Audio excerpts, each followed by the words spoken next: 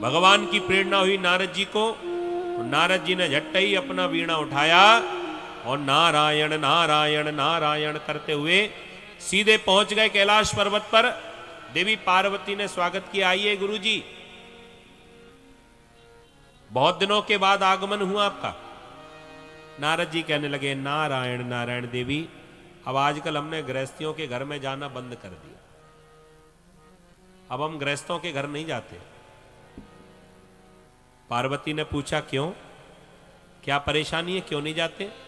कह दिया, लोग हमारी बदनामी जो करने लगे, सामने मिल जाए तो सब प्रणाम करते हैं और चले जाएं तो पीठ पीछे बुराई करते हैं और सब कहते हैं, सुनो ये नारद बहुत खतरनाक है, किसी घर में घुस जाए तो उसके घर में महाभारत करा दे, तो इससे बचते रहना। अब बताओ, हमारी इतनी बुराइयां होने लग गई, अब हमने ग्रस्तों के घर ही जाना बंद कर दिया। पार्वती जी ने मुस्कुराते हुए पूछा, तो महाराज गुरुजी बुरा मत मानना, अब आपकी ऐसी आदत तो है ही, तो बढ़ाने की आदत तो है ही आपकी, तो अब लोग ऐसा तो कहेंगे ही, लेकिन ध्यान रखना आप हमारे घर कभी भी आ सकते हो, क्योंकि हमारे घर में कभी झगड़ा नहीं हो सकता। भोलेनाथ में और हम में कभी झगड़ा नहीं हुआ। नारद जी ने मन में सोचा, तभी तो आया हूं, आज तक तुम्हारे बीच में झगड़ा नहीं हुआ ना, इसीलिए तो मुझे आना पड़ा। पार्वती जी समझाने लगी, देखो पति पत्नी में झगड़ा तो तब होता है जब आपस में वो बातों को छुपाने लग जाए, लेकिन हम दोनों में इतना सामंजस्य है, हमने कभी भी अपने पति से कुछ नहीं छुपाया। नारद जी ने कहा, नारायण नारायण देवी, तुम्हें तो हम जानते हैं, पूर्ण विश्वास है, तुमको जाने, तुम्हारे पिता को जाने, तुम्हारे पूरे खानदान को जाने, किंतु अब यहां पर किंतु परंतु आ जाए, कोई ना कोई संशयात्मक बात है। किंतु क्या महाराज? कह दिया, तुम्हें तो जानते हैं, लेकिन भोले बाबा की कोई गारंटी नहीं है। भोले बाबा तुम्हें पूरी बात बताते होंगे, ये हमें नहीं मालूम। पार्वती ने कहा, महाराज हमारे पति तो इतने भोले हैं, अरे भक्तों ने इनका नाम ही भोले रख दिया, कभी कुछ नहीं छुपाते, सब कुछ बताते हैं। नारद जी को मिला मौका और नारद जी ने झट्टे ही प्रश्न कर दिया, फिर तो यह भी बताया होगा, भोलेनाथ के गले में जो मुंड माला पड़ी हुई है, उस माला में मुंड किसके लगे हैं, ये तो पता होगा ना। अब बेचारी पार्वती कुछ बोल ही ना पाई, इन्हें मालूम नहीं था, जानकारी नहीं थी। पार्वती ने कहा, गुरुजी ये तो हमें नहीं मालूम किसके हैं, आज तक हमने कभी पूछा नहीं, उन्होंने बताया नहीं। नारद जी ने कहा, लो फिर तो ये भी नहीं बताया होगा कि सारे के सारे मुंड किन्हीं स्त्रियों के ही हैं, और नर मुंड नहीं है, स्त्रियों के हैं। अरे तुम्हें मालूम नहीं था, कोई बात नहीं। नारद जी ने जब ये बात कही, पार्वती ने कहा, गुरुजी अब इतना बता ही दिया है तो ये और बता दो कि ऐसा कौन है, वो कौन है जिनको हमारे भोलेनाथ हमसे भी ज्यादा प्रेम करते हैं और मरने के बाद भी उनके मुंडों को अपने गले में टांगे घूम रहे हैं, कौन है वो? नारद जी ने कहा, सवरी बात है, हम ही बताएंगे क्या, कुछ अपने पति से भी पूछ लेना। नारद जी ने सोचा कि अपना काम हो गया, अब हमको चलना चाहिए। बढ़ाने वाले जब काम हो जाए तो रुकते नहीं, फिर तुरंत ही जाते हैं। नारद जी जाते जाते कह गए, देवी मेरी बात का ध्यान रखना, पति से पूछ लेना। जरूर पूछोगी, आने दो ने। नारद जी तो चले गए। थोड़ी देर के बाद में जब भोलेनाथ का आगमन हुआ, भोलेनाथ ने देखा कि आज देवी कुछ प्रसन्न दिखाई नहीं पड़ रही। पूछ लिया, देवी क्या हुआ तुम्हें, कोई बात है, कोई समस्या है, हमें बता सकती हो? पार्वती ने हाथ जोड़कर कहा, महाराज क्षमा करना, जितना प्रेम हम आपसे करते हैं उतना आप हमें नहीं करते। भोलेनाथ ने कहा, ऐसा क्यों कहा तुमने? महाराज मैं तो आपको सब बात बताती हूं, लेकिन आप मुझसे कुछ बातों को छुपाते हो। अरे देवी मैंने तो सब कुछ तुम्हें बताया है, दिन भर में मैं कितना मंत्र जाप करता हूं वो गणना भी तुमको बता दी, और तो और किस मंत्र का जाप करता हूं वो मंत्र भी मैंने तुम्हें बता दिया। अब इससे भी बड़ा रहस्य क्या होगा? पार्वती ने कहा सब कुछ बताया, लेकिन ये नहीं बताया कि गले में जो मुंड माला पड़ी है इसमें कौन सी स्त्रियों के मुंड लगे हैं। इनका पता आज तक नहीं बताया आपने। जो भोलेनाथ ने सुना सो तुरंत ही कहा, देवी हमारे पीछे कहीं तुम्हारे गुरुजी का चक्कर तो नहीं लग गया था? नारद जी आए थे क्या? पार्वती कहने लगी, गुरुजी नहीं आते तो ज्ञान कहां से मिलता? ओहो, तुम्हारे गुरुजी का चक्कर लग गया और हमें चक्कर में डाल गए। देवी तुम्हें अपने गुरुजी की बातों पर तो भरोसा होगा ही, उनको तो तुम जानती हो कि उनके काम ही क्या है। जहां झगड़ा ना हो वहां झगड़ा करा देते हैं। पार्वती ने कहा, हमारे गुरुजी को छोड़ो, तुम तो ये बताओ कि आज तक ऐसा तुमने मुझे बताया क्यों नहीं? कह दिया, इसमें ऐसी बताने वाली कोई बात ही नहीं थी। बिल्कुल शंका मत करना, प्रेम तो हम तुमसे ही बहुत करते हैं, और इसका प्रमाण ये है, ये मुंड माला। क्या मतलब? कह दिया, इस माला में जितने भी सिर लगे हैं देवी वो किसी और स्त्रियों के नहीं, वो तुम्हारे ही तो हैं। यही प्रमाण है। मैं तुमसे इतना प्रेम करता हूं कि जब जब कालांतर में तुम्हारा शरीर छूटता है तो याद के लिए मैं तुम्हारे उस शरीर में से सिर लेकर अपनी माला में पिरो लेता हूं, जोड़ लेता हूं, और धीरे धीरे देखो ना माला कितनी लंबी होती जा रही। पार्वती को बड़ा अचंभा हुआ। पार्वती ने कहा, स्वामी हमें बार बार मरना पड़ता है तो मरना तो आपको भी पड़ता होगा। भोलेनाथ ने कहा, बिल्कुल नहीं, हम सदैव एक जैसे रहते हैं, अजर अमर हैं, हम कभी नहीं मरते। पार्वती ने हाथ जोड़कर पूछा, महाराज हम पराम्बा भगवती होने के बाद भी और बार बार अपना शरीर हमें छोड़ना पड़ता है, शक्ति के बाद भी अपने शरीर को छोड़ना पड़ता है, और महाराज आपने ऐसी कौन सी वैक्सीन लगवा रखी है जो कभी सर्दी जुकाम भी नहीं होता आपको? आप सदैव एक जैसे रहते, कारण क्या है? भोलेनाथ ने कह दिया, देवी हम अमर कथा जानते हैं,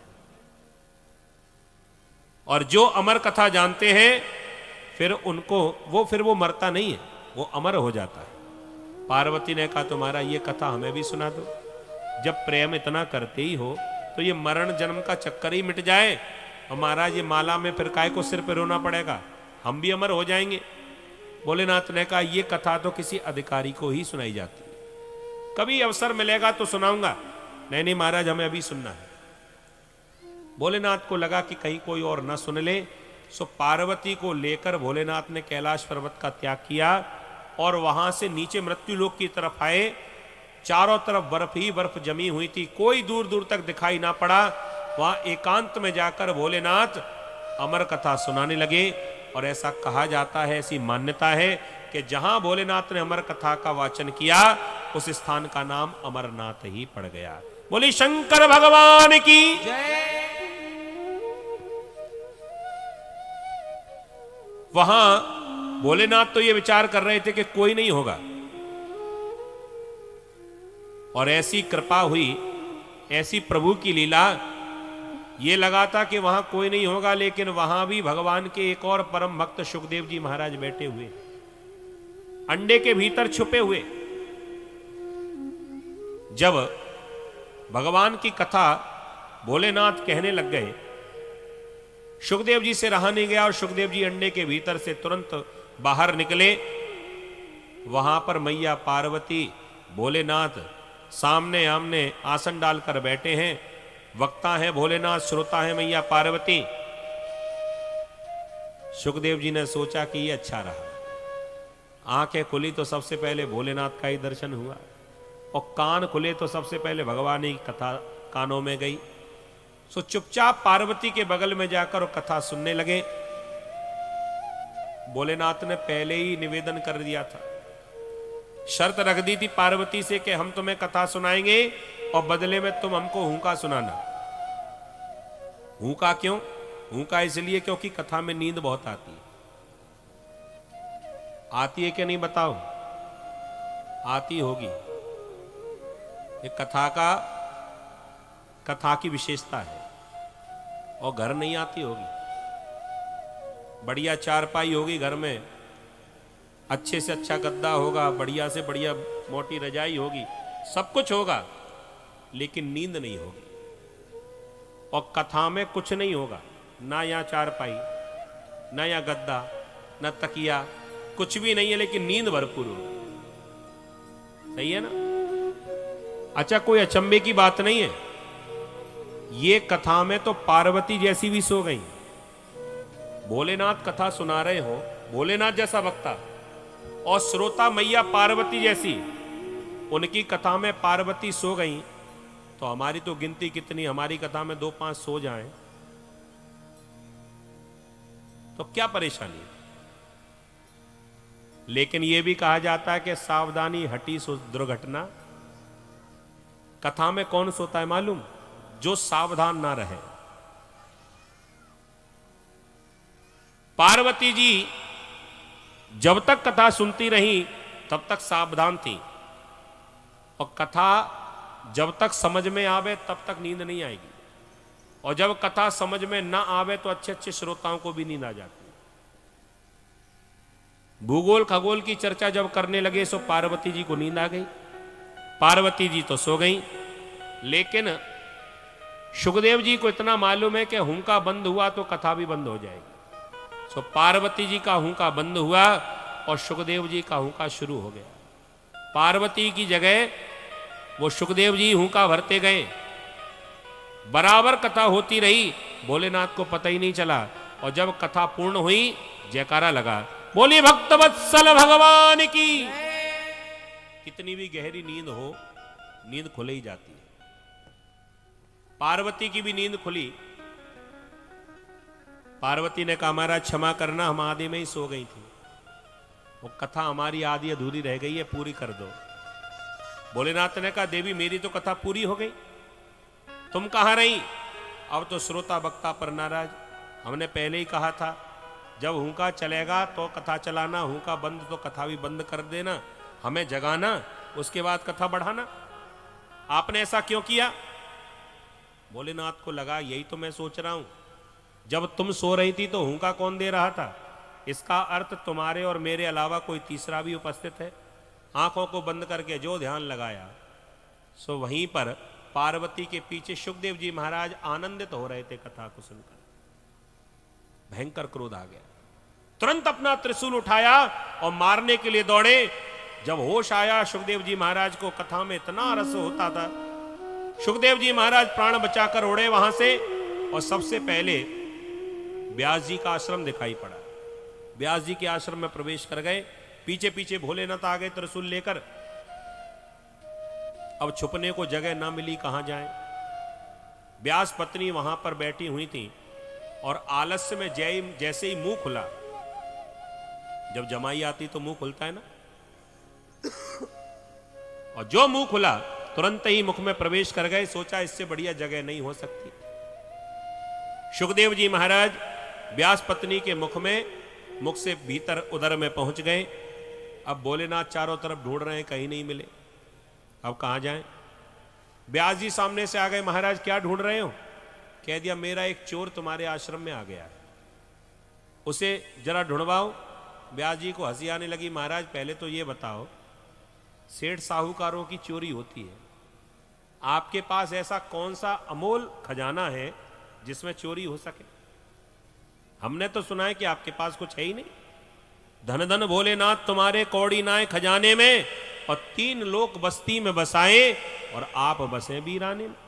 हमने तो यही सुना है। भोलेनाथ को बड़ा पश्चाताप हुआ, कह दिया, मेरा तो सब कुछ चोरी हो गया, मेरी अमर कथा की चोरी हो गई। मैं पार्वती को अमर कथा सुना रहा था, और शुक शावक ने चोरी से मेरी अमर कथा को सुन लिया है, मैं उसे छोड़ूंगा नहीं। सारी बात जब बताई तब व्यास जी महाराज ने फिर से याद दिलाया, भोलेनाथ आज हमें समझ में आ गया कि वास्तव में भक्त आपको भोले क्यों कहते हैं। इतना भोलापन? महाराज जरा ये तो बताओ, ऐसा तो नहीं कि कल की भांग अभी भी चढ़ी हो, शायद उसका अभी नशा ना उतरा हो, क्योंकि भक्त लोग हैं, भोलेनाथ तो ऐसे संतोषी हैं, जो कुछ चढ़ा जाए उसी को स्वीकार कर लेते हैं। एक बात तो बताओ महाराज, अमर कथा का फल क्या है?